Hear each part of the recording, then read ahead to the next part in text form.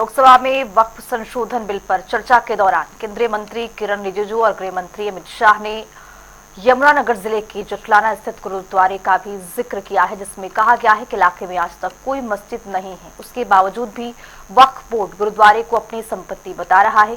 उसी गुरुद्वारे से देखिए जनता टीवी के संवाददाता सर्वजीत बाबा की एक खास रिपोर्ट। देश की संसद में वक्फ बोर्ड के बिल के संशोधन को लेकर केंद्रीय मंत्री किरण रिजिजू द्वारा, जो कि अल्पसंख्यक मामलों के मंत्री भी हैं, उन्होंने एक बड़ा मुद्दा उठाया था जिसमें कहा गया था कि यमुनानगर के जटलाना में एक गुरुद्वारा जहां पर कभी भी मस्जिद नहीं रही, उसको भी जो इनका बोर्ड है उन्होंने अपना दावा जताया है।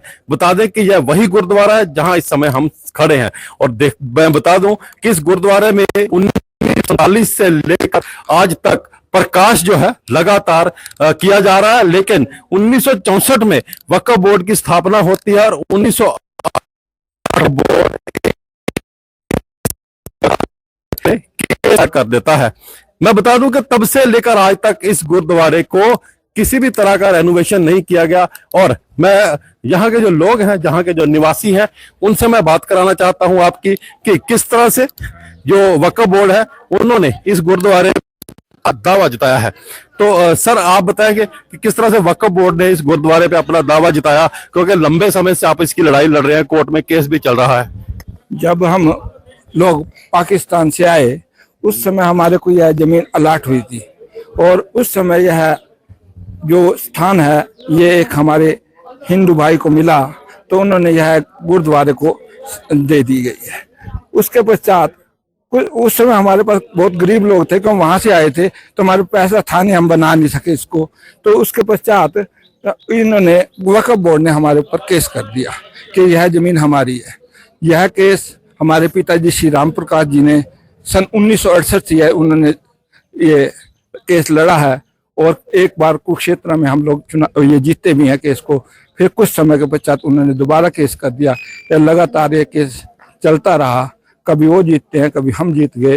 तो इस तरह यह अधूरा का अधूरा हमारा यह गुरुद्वारा रह गया, ना कोई इसमें कोई काम हुआ आज तक। हम सभी लोग बहुत परेशान हैं। तो देखिए, ये जो गुरुद्वारा है इसका जो केस है वो कोर्ट में चल रहा है। जिस तरह से उन्होंने बताया कि इनके पिताजी ने इसका जो केस है उसको जीता भी है।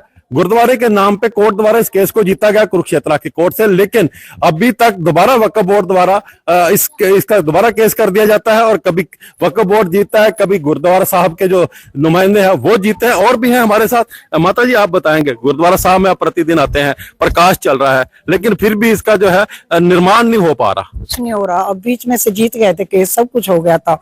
5 दिन 10 दिन लंगर दिन रात चलते रहे, तो फिर उन्होंने फिर वो स्टे लगा दी। अब जब मैं एक बात पूछना चाहता हूँ, कल संसद भवन के अंदर इस गुरुद्वारे का मुद्दा बड़ा जोर शोर से उठाया गया है और है ना, बहुत खुशी हुई, इतना सुन के भी खुशी हुई है। तो जो बिल पास हो गया, इसके ऊपर आप क्या कहना चाहेंगे?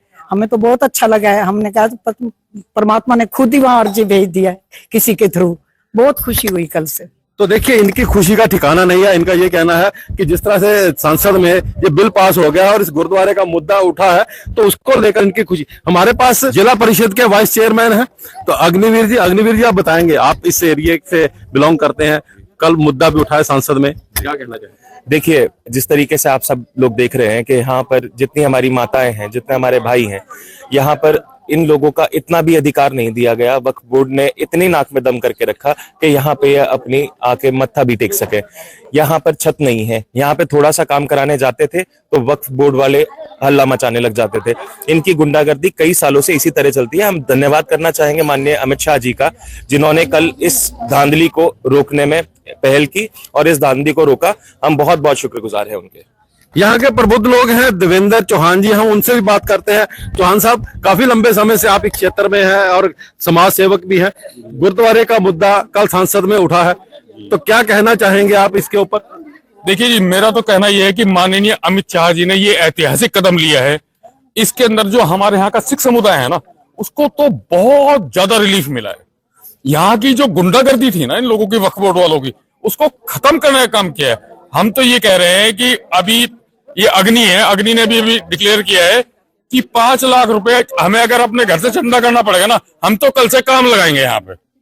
आज यहाँ पे नलके का काम करा जाएगा और कल को यहाँ पे जो है वो कर, चाहे इसके लिए कुछ भी हो, जेल जाना पड़ेगा, जेल चले जाएंगे, जो कुछ भी होगा हो जाएगा, लेकिन अब इस गुरु घर को ऐसे नहीं छोड़ा जाएगा।